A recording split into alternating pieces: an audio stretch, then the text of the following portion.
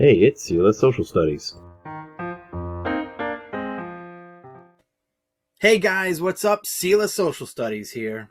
Okay, so what we're going to cover in this review chapter today is the causes of the Great Depression. You just finished the Roaring Twenties, and everything was going very, very well. We had mass consumption.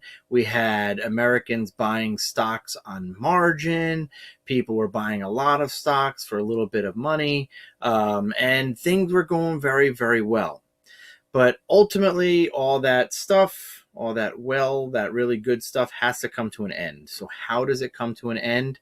It comes to an end when the stock market crashes. That's what a lot of sources say actually begins the Great Depression. So let's go ahead and figure out why this happened, how this happened, what kind of causes started this.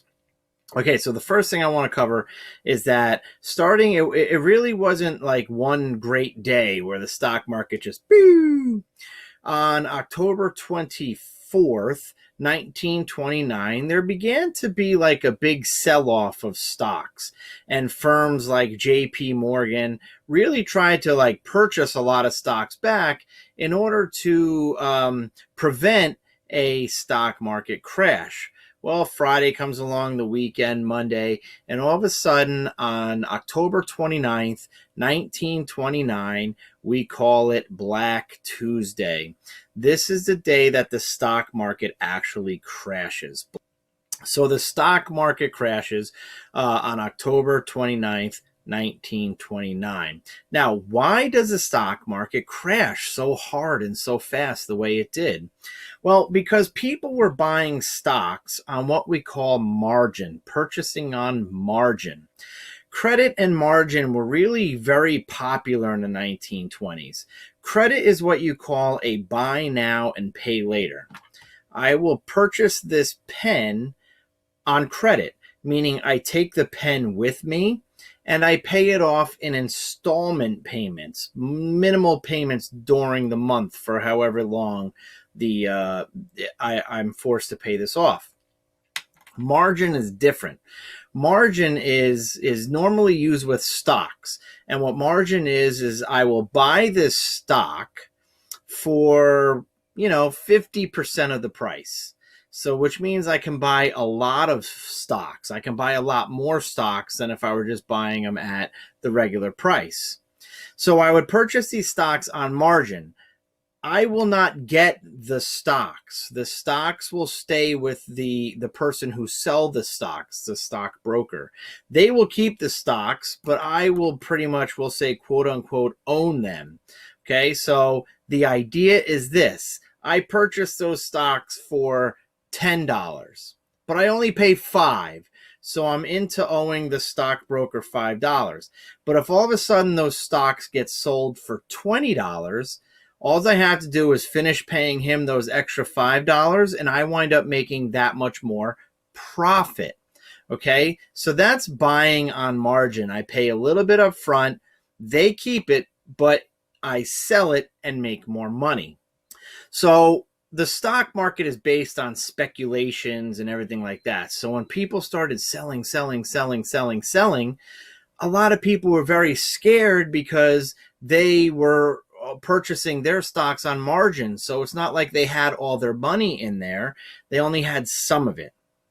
So what would happen during this Black Tuesday and during the Great Depression is this major sell-off of stocks went out, and people would have to rush to the banks and get their savings out of those banks and to be able to pay off those stocks that they bought on margin.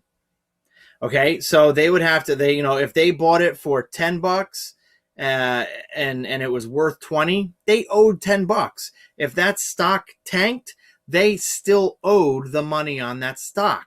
So they would rush to the bank to get out all of their money to be able to pay off all of these stocks. Well, what's the problem with that? In 1929, there was no insurance on your money in a bank.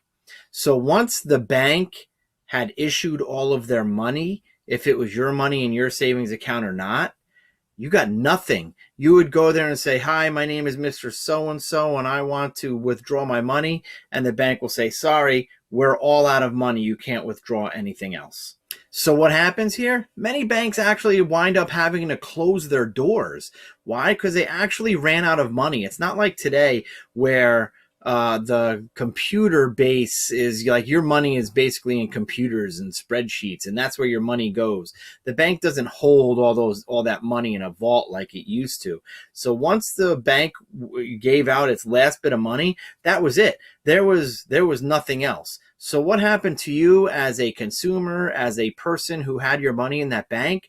Sorry, Charlie, it's all gone. So what's a business cause of this Great Depression?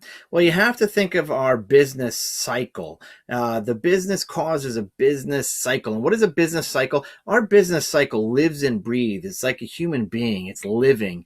When you breathe out, and breathe in, your chest goes up and down. That's our business cycle. It goes up to the top and reaches a peak. And that's when unemployment is at its lowest. People are making a lot of money. And then it winds up going down to what we call a trough.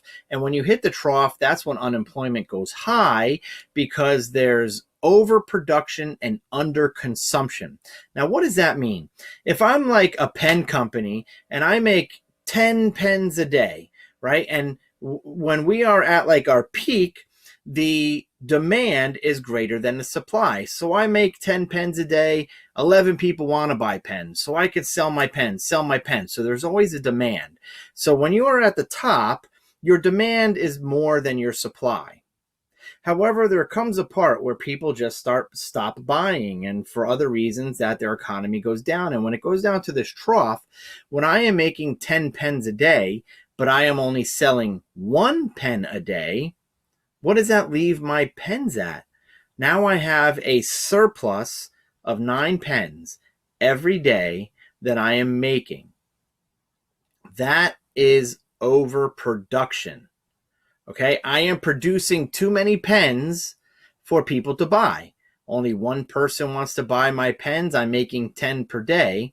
But also at the same time as that overproduction, it's actually going along with underconsumption. People used to consume my pens at 10 a day. I used to be able to create 10 and sell 10.